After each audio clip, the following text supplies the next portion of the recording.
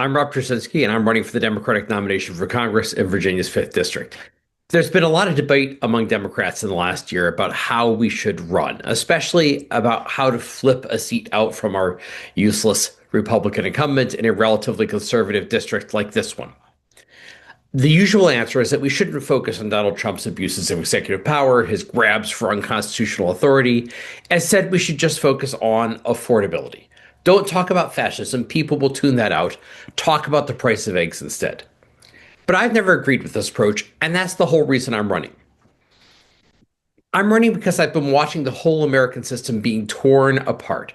I saw a comedian threatened with having his broadcast license revoked because he criticized the president.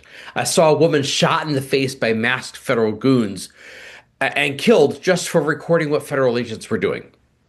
We're seeing threats to rig and overturn elections, and then we see Democratic leadership in DC say, we're going to be focused like a laser on affordability.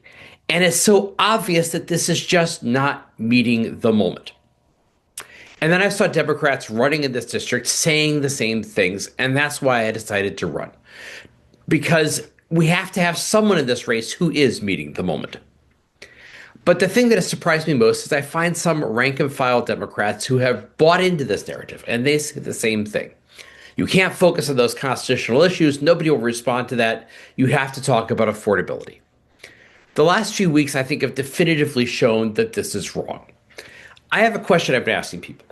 In Trump's 2 terms in office, what are the moments when his poll numbers have been the lowest? The ones where he's all the way down at like 35%, the American people are almost 2-1 against him. Well, if you look at the poll averages, you'll see that the first time this happened was August 2017. Now, what happened in August 2017? People in this area will probably remember that was the neo-Nazi rally in Charlottesville, and Trump saying afterward the Nazis were very fine people. The American people did not like that. We're a nation raised on Indiana Jones films. We know what you're supposed to think about Nazis. There is one time when Trump's poll numbers were even worse than that, and that is just after January 6, 2021, just after he goaded his most fanatical supporters to attack the U.S. Capitol and try to overturn an election result. His poll numbers after that looked truly apocalyptic. So what do these 2 times have in common? Well, they weren't about the economy. They weren't about the price of eggs. Throughout 2020, Trump's poll numbers fell because of the pandemic and his poor leadership and what it did to the economy. But they never fell nearly as much as they did after January 6th. The American people really do care about this stuff. Now, next question. When was Trump's 3rd worst performance in the polls? Well, the answer is now. Right now, in the weeks after the shootings of Renee Good and Alex Peretti in Minneapolis. It's the sight of masked men under Trump's orders engaging in a brutal occupation of an American city. It's the photo of the young boy, Liam Ramos, this miserable kid in his knitted hat with tassels, being rounded up and sent to a prison camp for 5-year-olds, if you can imagine such a thing. And the American people really, really do not like this. Trump generally has about a 40% floor in the polls, where committed Republicans and his MAGA supporters won't turn against him. But the current numbers are dipping below that. And it's not because of Democrats. We didn't like him to begin with. It's not because of independents, because they flipped against Trump months ago. The current poll numbers show declining support for Trump among Republicans, and specifically on the issue of immigration, which is what he thought was his strong point. A writer named Matt Johnson wrote an article recently with the headline, "It's the Democracy, Stupid." So this is a takeoff from the mantra for Bill Clinton's campaign in 1992, when one of his advisors said, "It's the economy, stupid." Now it's the other way around. It's not the economy, it's the democracy. The evidence really does back this up. The democracy issue, the constitutional issues, are Trump's big weak spot. Notice how he's furiously backpedaling, trying to figure out how to limit the damage from his policy without really changing it. And people on his own side are now openly talking about getting rid of Secretary of Homeland Security, Kristi Noem. After a year of being pretty much useless, Democrats in Congress have emerged from their dormancy, and they're finally fighting for the only real limits they've so far been able to put on the president. They are finally using the only power they really have, the power to block new funding, and they're demanding that ICE stop wearing masks and stop rounding up people at random.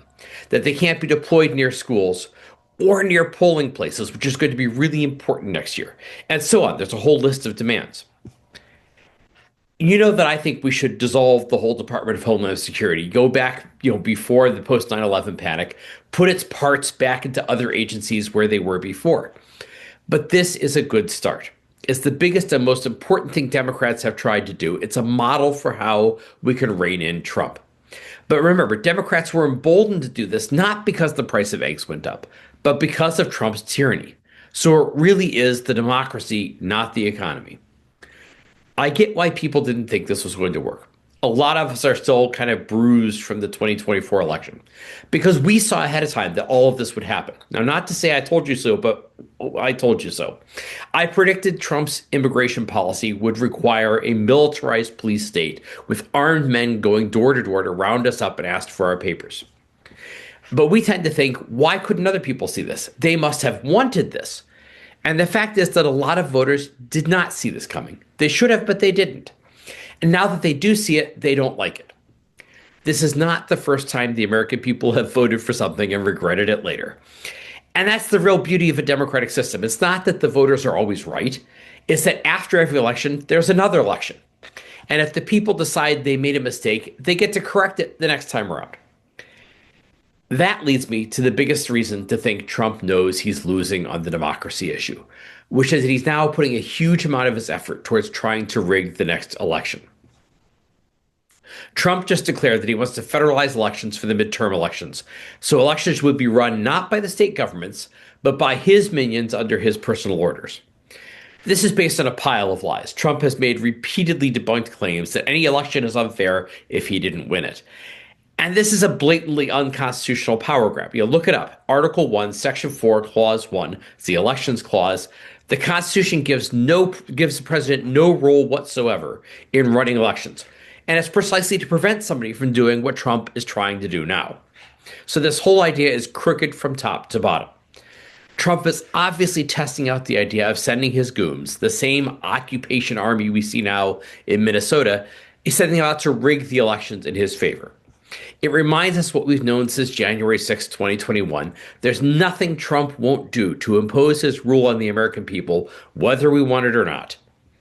A candidate who doesn't denounce this and who doesn't promise to oppose it is telling the people of our district that he doesn't think their votes matter.